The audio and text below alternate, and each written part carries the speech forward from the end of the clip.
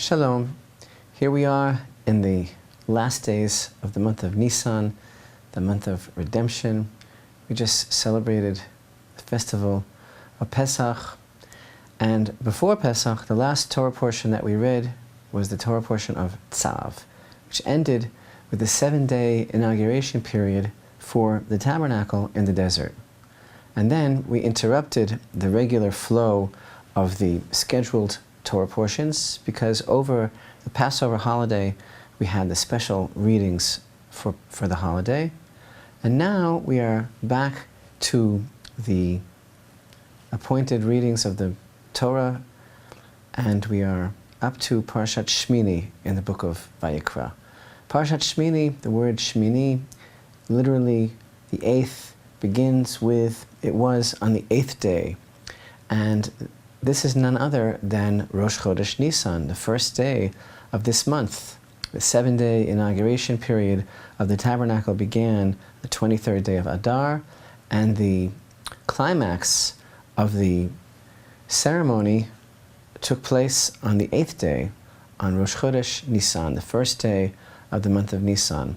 And that is the day that is described by our sages as being really maybe the most important day in history, the way it's described, the singularity, the sanctity of that day, the new moon of Nisan, because it's the day that really validated creation, that justified Hashem's original desire to create man, because it's the day, first day of the service in the tabernacle to become the holy temple, the day that the Shekhinah, the divine presence, really began to dwell with men through the agency of Israel, began to dwell with all humanity, and thus was a living proof that indeed God could be in this world, that man would like Hashem to be in this world, which is of course the secret of what the tabernacle represents. So our sages tell us about the great spiritual power and manifestation on that day, the day of the priestly blessing, the first day that the Kohanim, Aaron and his sons, wore the priestly vestments. They brought the divine offerings in the tabernacle, and the Shekhinah began to rest in the world. And fire came down from heaven and consumed the offerings on the altar. It's hard to imagine what the people went through when they saw this tremendous perception of the truth of reality, and everything that we consistently try to understand. And when we talk about the offerings in the temple, when we talk about the process, the spiritual upheaval that goes through a person in confronting all of these forces and coming clean, as it were, before the Almighty and bringing an offering and confronting his humanity and taking upon himself the responsibility of the relationship, it all came to a tremendous crescendo in the inauguration of the tabernacle that took place on the 8th day. And the entire nation bore witness to the transcending reality of God.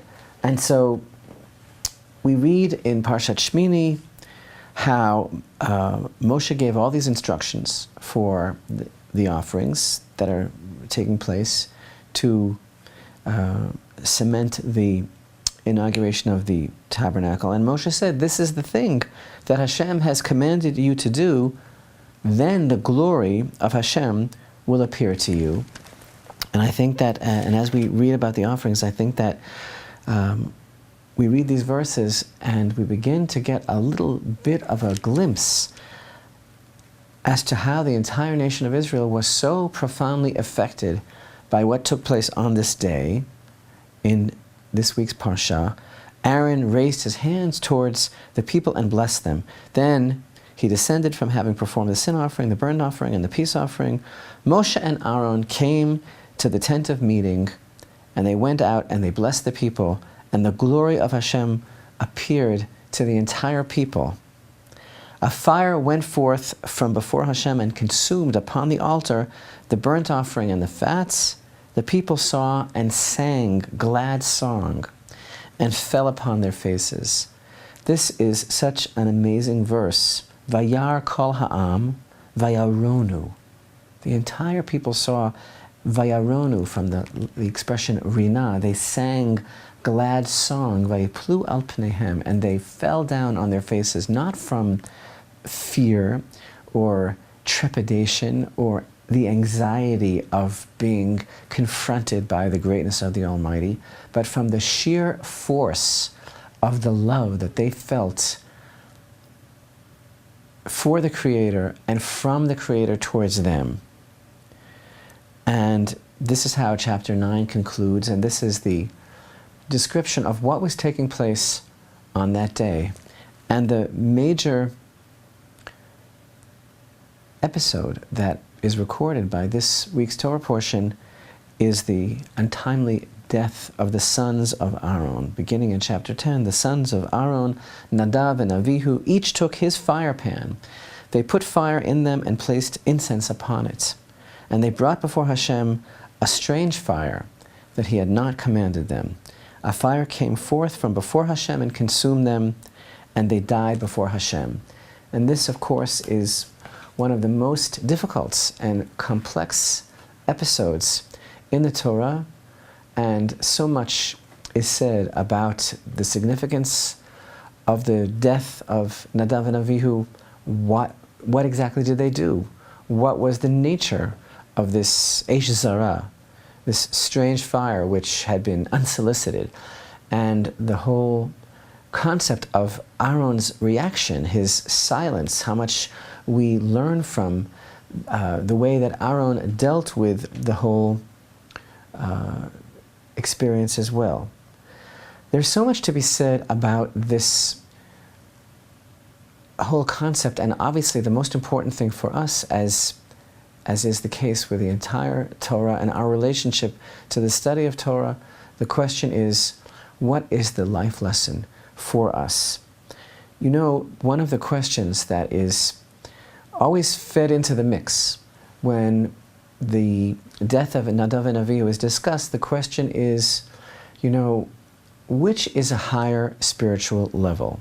What is a greater accomplishment? When a person is not commanded to do something and yet does it, or when a person is commanded to do something and indeed fulfills his obligation. And the common conventional wisdom that most people will react is that, well, if a person is not commanded but yet they do it in an extracurricular way, that shows that person has a greatness about him, because he wasn't even commanded to do it and yet he did it anyway. But the Torah actually teaches us that the opposite is true, that a person who is commanded to do something has a greater contradictory force within himself, and that the true level of fulfilling Hashem's commandment is the greater spiritual accomplishment. You know, there is a tendency in trying to analyze the nature of the sin of Nadav and Avihu. There's a tendency to paint with a very broad brush and to make a lot of generalizations, and I really would like to avoid that. You know, it's very easy for us to look at the incident of Nadav and Avihu and to come up with pat answers and to make very predictable and stereotypical judgment calls on these men, that they were spiritually immature, that they were too full of themselves, that they were carried off by the moment. And we would have this tendency to kind of pontificate and draw conclusions and determine how we know so much better, and we would not fall into this trap. And this is something that we really should avoid. We need to come to this whole parsha of the Torah with great humility and understand that although, of course, there are many expressions that are used by various commentaries about Nadav and Avihu, and criticism is leveled at them, ultimately, they were great and holy men. Their motivation was completely sincere. And obviously, they were mistaken and missed that higher level of confining to what we are commanded in. But yet we need to understand the profound life lesson for us in understanding what happened with Nadav and Avihu, because obviously the Torah has compassion both for them and for us. And we're dealing here with the most natural and universal desire that could be experienced by a human being in seeing everything that they saw on Rosh Chodesh Nisan, and that desire is to keep that connection alive, to keep that feeling as a constant in my life. Who could have been at this dedication ceremony of the tabernacle on the first day of Nisan, the day that literally is the perfection of creation, the day when God and man are in harmony and reconciled, and God says, yes, it's a very good thing what you've done by inviting me into the world. And that glad song, which was a manifestation, a reaction to the clarity, the tremendous insight that every single individual had into the very core of their own essence, and all of that kind of tremendous spiritual process that is the result of bringing those offerings and seeing the true nature of reality, the revelation of the divine presence. Who could blame Nadav and Avihu if they said, what can we do to ensure that this never ends, and that we too want to come close to Hashem and show our desire to step out for Him and to bring of our own volition and to volunteer to show our sincerity in wanting this blessing to continue to flow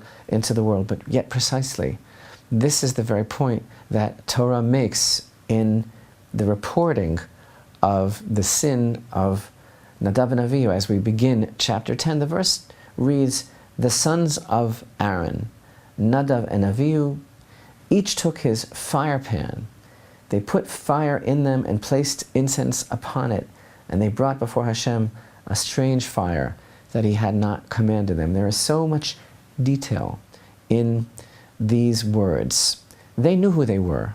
They were the sons of Aharon, Nadav and Avihu, and as such they saw themselves as the legacy. They knew that it was left to them to continue the chain of command, and that their position as the priests of Israel is to ensure that the light of Hashem continues to come into the world, is to represent their people, is to be a conduit to bring this blessing into the world. However, the Kohanim can never be separate from the people.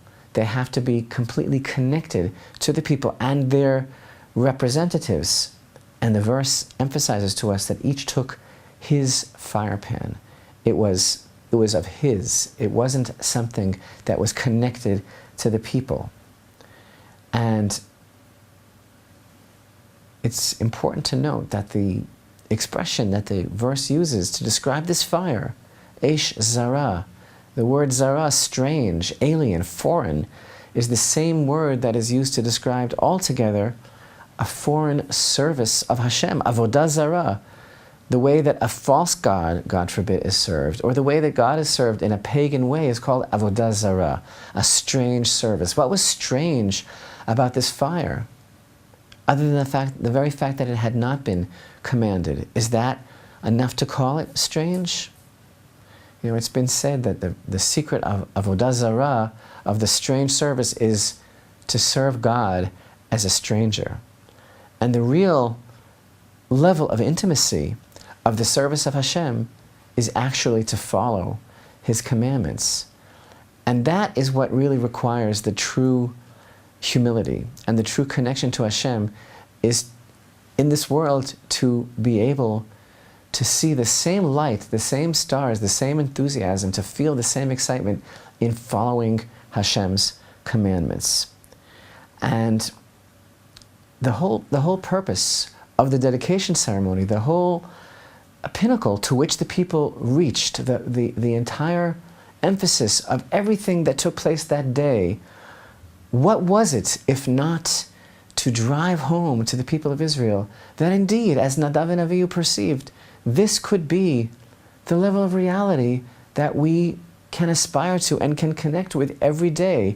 Everything that is revealed here today in the tabernacle, as the fire descended from heaven, and as the Shekhinah became manifest to the entire people of Israel, yes, that could be the reality that we can actually live with every day. But how do we bring that into our everyday lives? And that is the very essence of the experience of the tabernacle, the experience of the Holy Temple, and the experience of living a life of Torah. And it's impossible not to expound upon the fact that there are really only two subjects in the entire Torah portion. The first is at the conclusion of the dedication ceremony, the untimely deaths of Nadav and Avihu that was caused by their tremendous zeal in wanting to walk with Hashem and to feel the presence of Hashem at every moment, and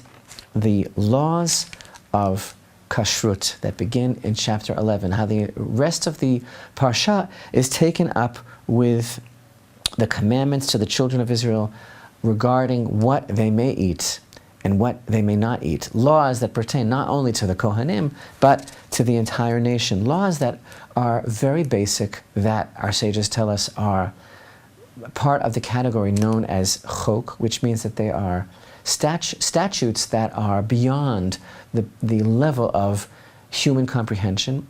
They are what they are. They are dietary laws, not because they are healthier or because they are an issue of cleanliness, but because Hashem commands it. This is the walk that He demands of the children of Israel.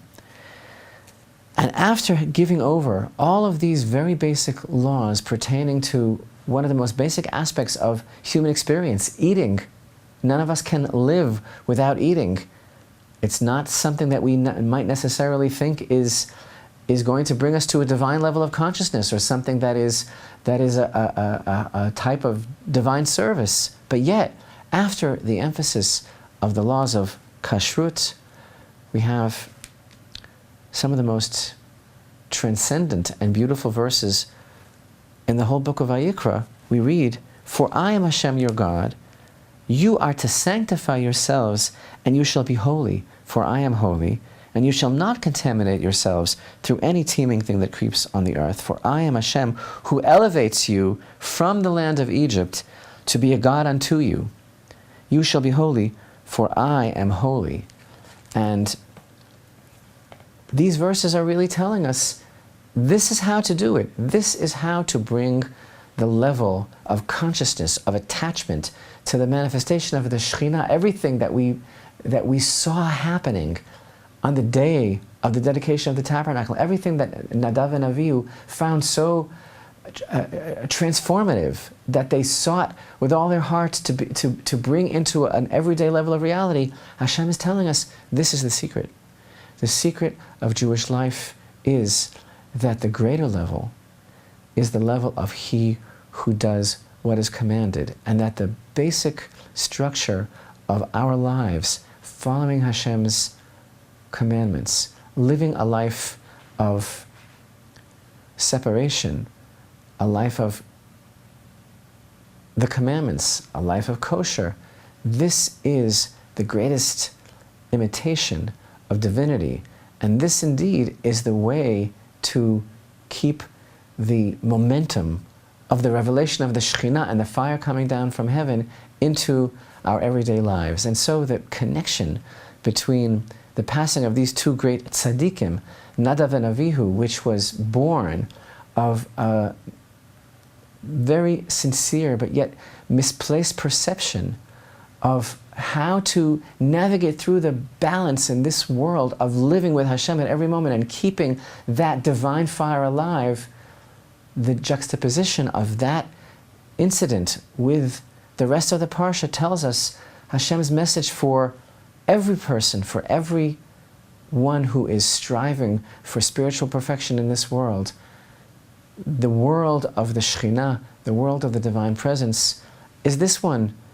And as the verse tells us, Hashem elevates you from the land of Egypt to be a God unto you. The level of the land of Egypt is the level of every man for himself. The level of striking out in some way to try and attach ourselves to the divine side of life.